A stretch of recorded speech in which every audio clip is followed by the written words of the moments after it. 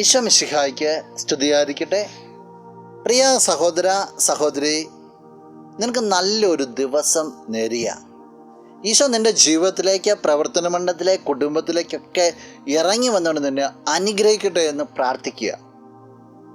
നിൻ്റെ ജീവിതത്തിന് ഐശ്വര്യമുണ്ടാകട്ടെ.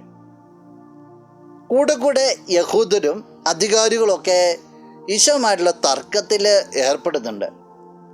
യഹൂദരുമായിട്ടുള്ള ഒരു തർക്കം ക്രിസ്തുവിൻ്റെ ഐഡൻറ്റിറ്റിയെക്കുറിച്ചാണ്.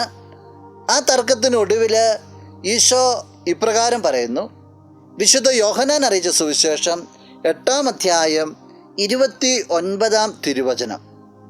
അവിടുന്ന് തന്നെ തനിയെ വിട്ടിരിക്കുകയല്ല, കാരണം ഞാൻ എപ്പോഴും അവിടത്തേക്ക് ഇഷ്ടമുള്ളത് പ്രവർത്തിക്കുന്നു. പിതാവിനെക്കുറിച്ചൊക്കെ പറഞ്ഞിട്ട് ഈശോ പറയുക, പിതാവ് എന്നെ തനിയെ വിട്ടേക്കല്ല, കാരണം ഞാൻ എപ്പോഴും പ്രവർത്തിക്കുന്നത് പിതാവിൻ്റെ ഇഷ്ടമാണ്. എൻ്റേതായിട്ട് ഞാൻ ഒന്നും ചെയ്യുന്നില്ല.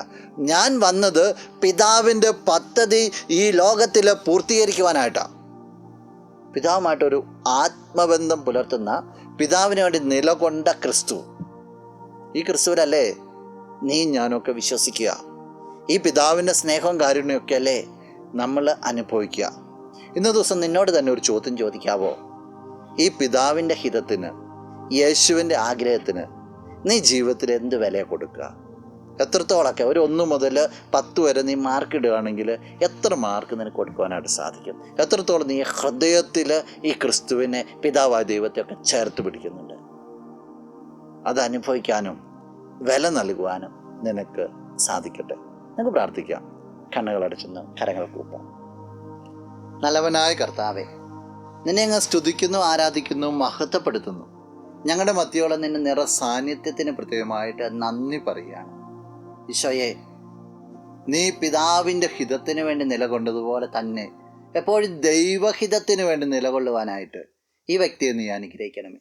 സകലവിധ നന്മകൾ കൊണ്ടും ഈ വ്യക്തി നിറയപ്പെടട്ടെ, ഇപ്പോഴും എപ്പോഴും എന്നേക്കും.